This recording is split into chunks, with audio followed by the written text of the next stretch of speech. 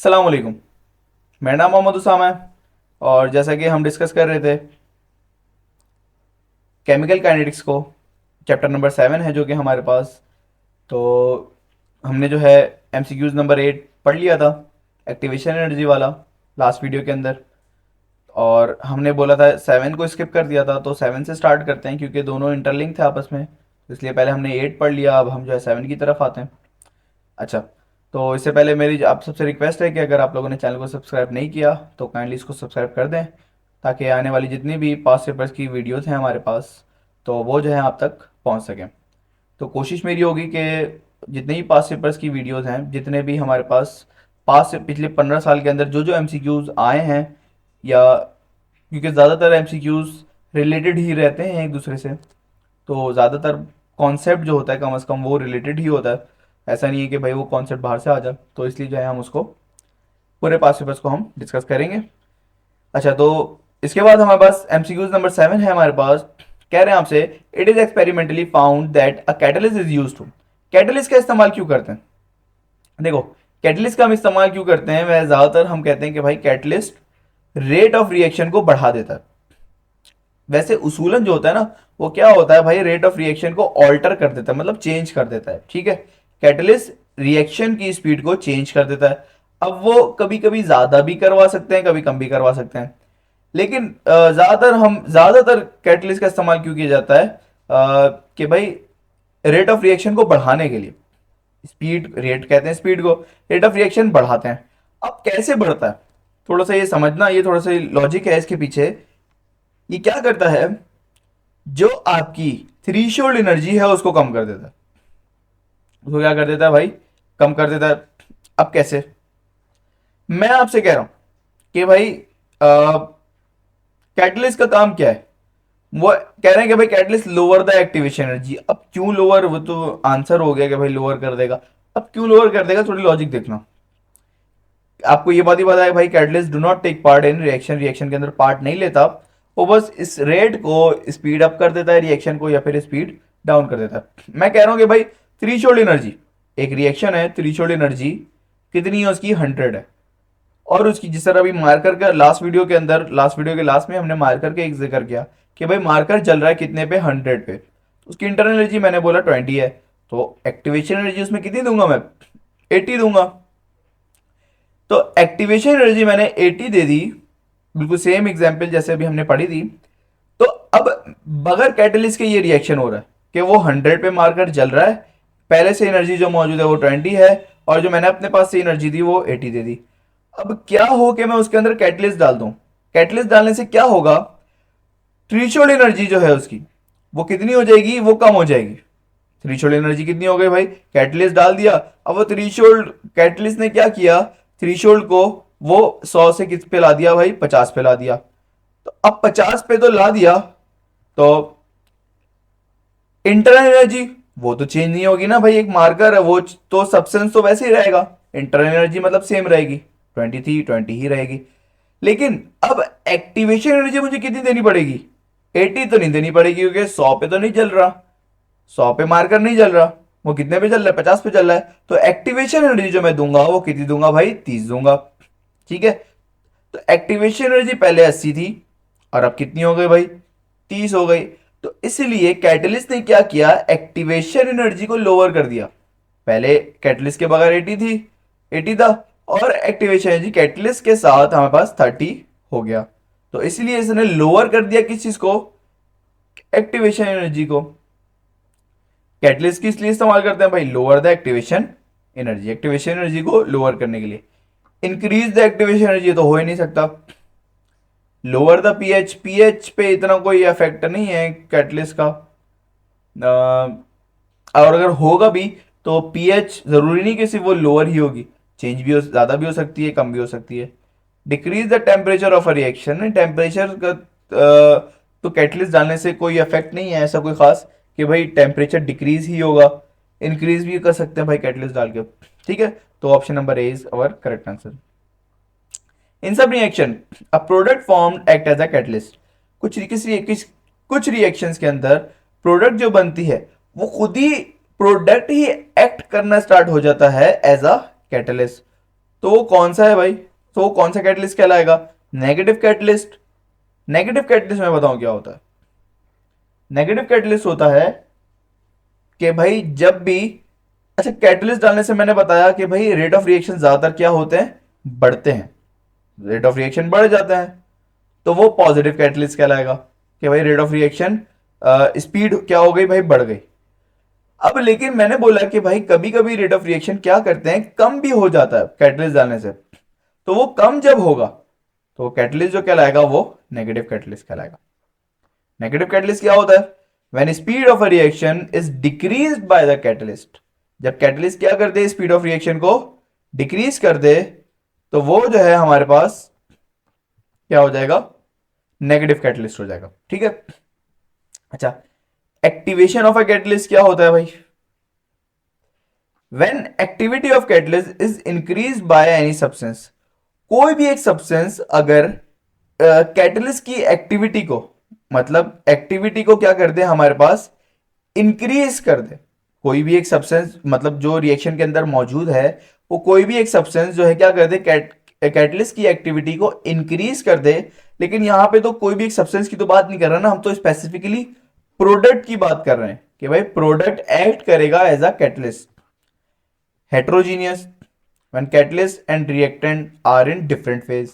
Heterogeneous आपको पता है, एक भाई दो अलग अलग फेज के अंदर हो, कि भाई सॉलिड डाल दिया मैंने, मेटल का पीस डाल दिया पानी के अंदर, मिट्टी डाल दी पानी के अंदर, या फिर मिट्टी आपको पता है डिजोल्व नहीं होती, वो नीचे जाके बैठ जाएगी, तो हेट्रोजीनियस कहलाता है ये दो अलग अलग फेज।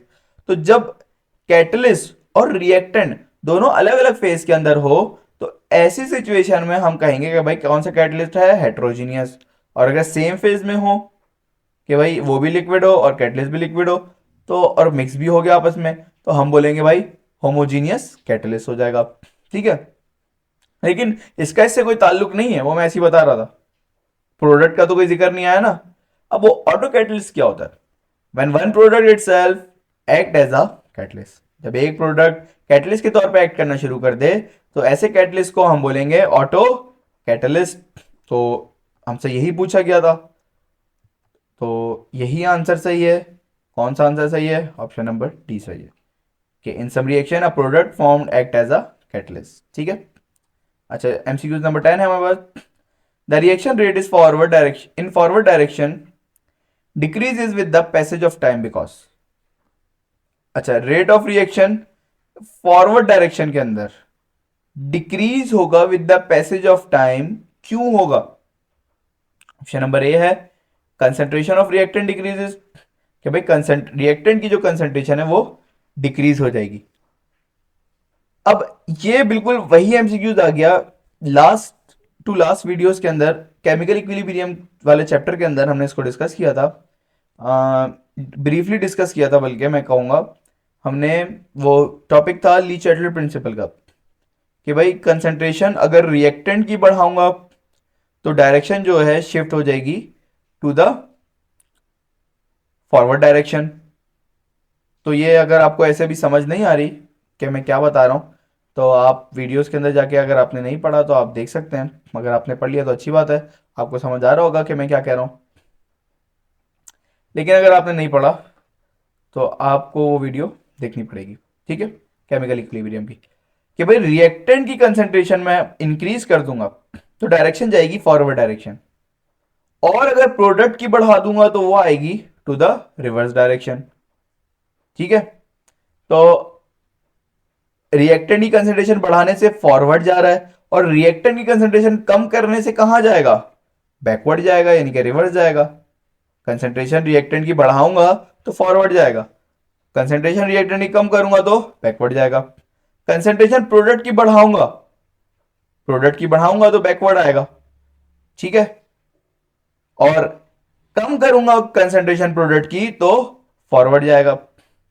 आप बोल रहे हैं सर क्या क्या हो गया सर, समझ ही नहीं आ रहा, थोड़ा सा बता दूं।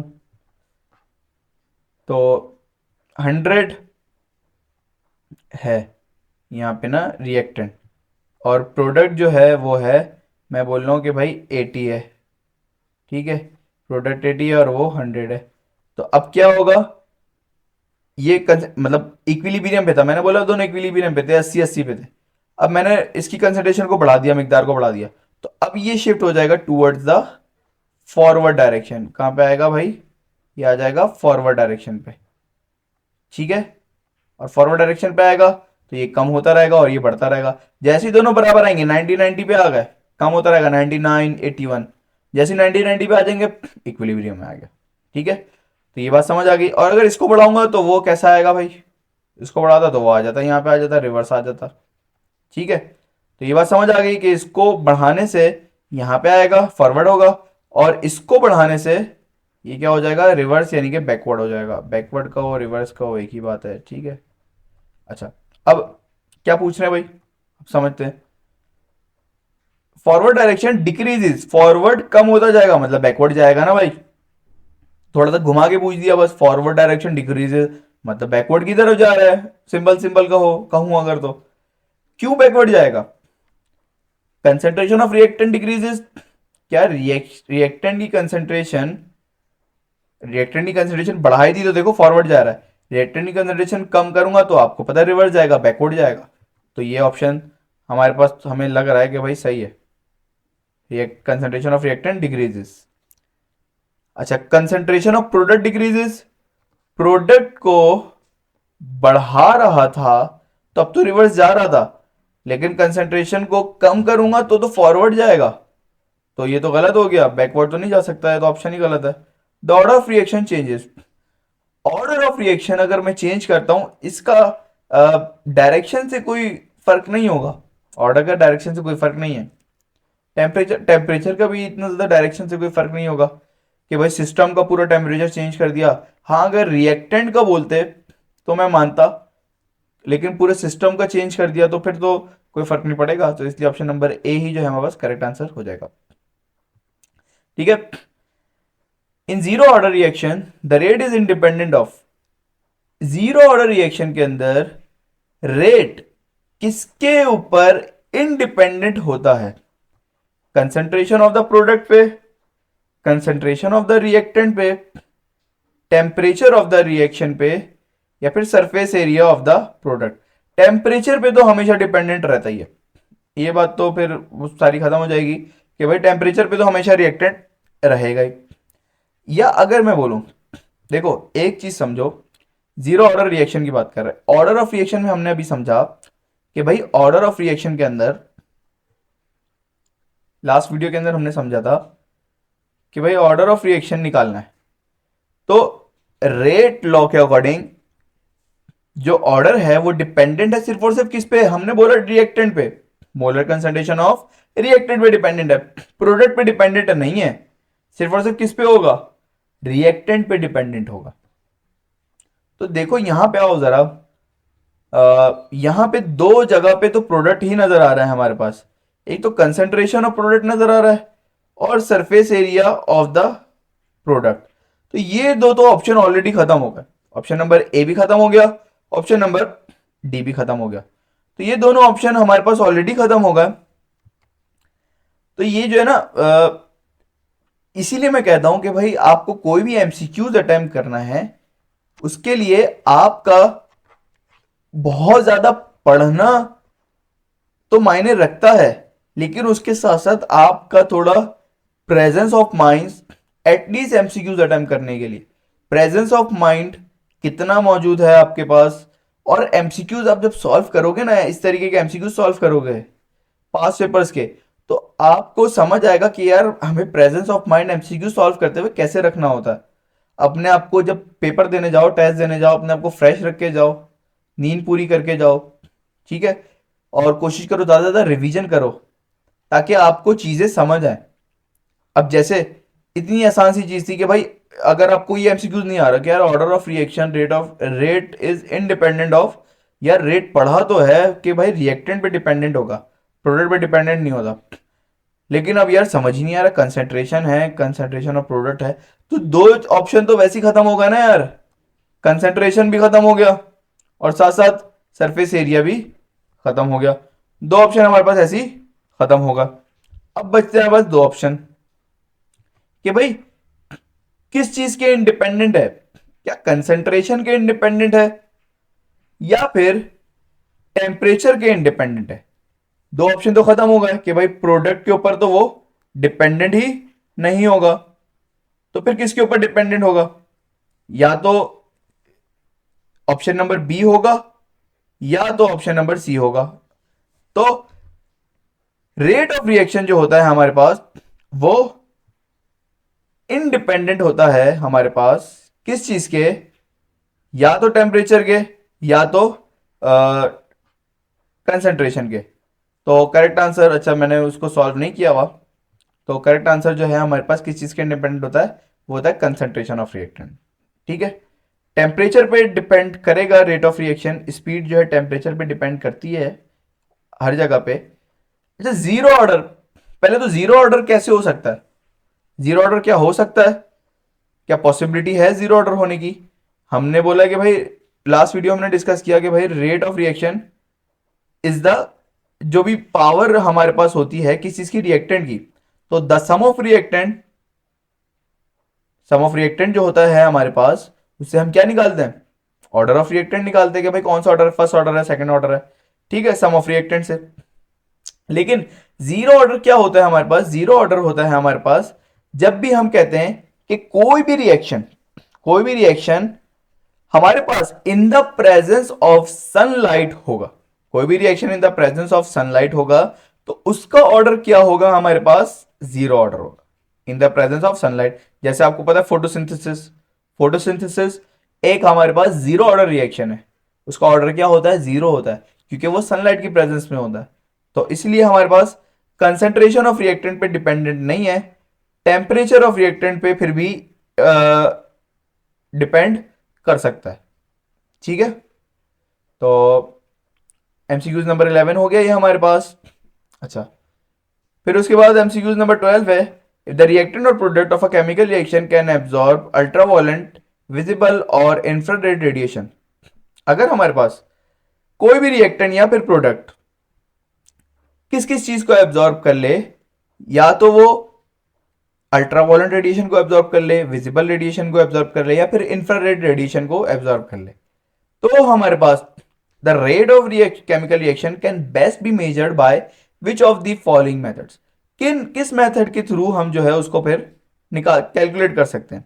तो एक एक करके सारे मेथड हम समझ लेते हैं। केमिकल मेथड कब यूज करते हैं? जब हम एनालाइज करते हैं किसी भी सैंपल का, जैसे कि टाइट्रेशन हम करते हैं, तो वो केमिकल मेथड होता है टाइट्रेशन वगैरह करना ना।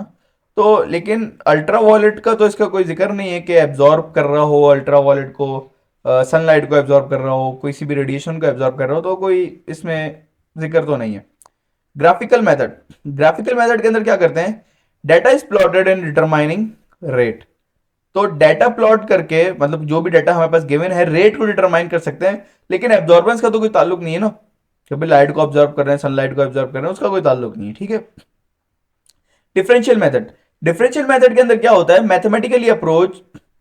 ये डिफरेंशियल मेथड किस लिए हम यूज करते हैं? डीसी अपॉन डी, यानी कि concentration, rate of concentration, C concentration है, डी डेल्टा होता है, चेंज होता है, तो concentration upon time, change in concentration divide by change in time.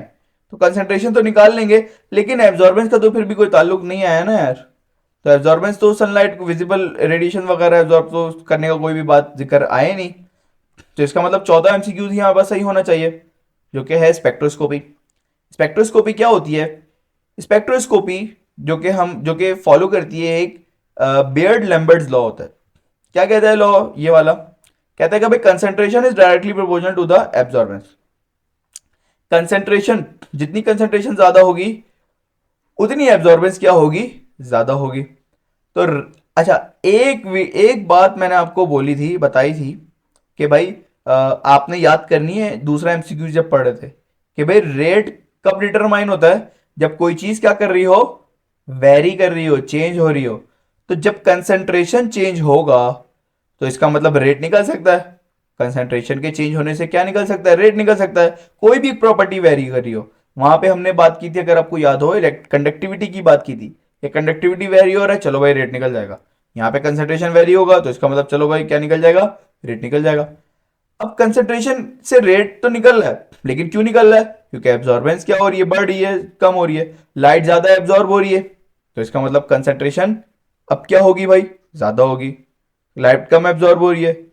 यही बात आई ना यहाँ पे, देखो भाई कि भाई इफ द रिएक्टेंट और product of a chemical reaction can absorb, absorbance हो रही है किस चीज की, अल्ट्रावायलेट रेडिएशन की, विजिबल रेडिएशन की और इंफ्रारेड रेडिएशन की, एब्जॉर्बेंस हो रही है, तो कभी ज्यादा एब्जॉर्बेंस होगी, कभी कम एब्जॉर्बेंस होगी। तो एब्जॉर्बेंस होने की वजह से कंसंट्रेशन ज्यादा कम होने की वजह से कंसंट्रेशन भी ज्यादा कम होगा। अब कंसंट्रेशन ज्यादा कम होगा, इसका मतलब क्या निकल जाएगा, रेट निकल जाएगा, क्योंकि rate is determined by the variation in any property. किसी भी एक प्रॉपर्टी के अंदर वेरिएशन आने की वजह से हमारे पास कंसंट्रेशन निकल सकता है। तो इसलिए हम जाएंगे किसके साथ, स्पेक्ट्रोस्कोपी के साथ, क्योंकि स्पेक्ट्रोस्कोपी के अंदर एब्जॉर्बेंस होती है इन सारे रेडिएशंस की। ठीक है, अच्छा, तो बस अब यहीं तक रखते हैं एमसीक्यूज नंबर 12 तक। बाकी इंशाल्लाह इसके बाद जो है आपसे नेक्स्ट वीडियो के अंदर मुलाकात होती है। तब तक के लिए अपना ख्याल रखिएगा। अल्लाह हाफ़िज़।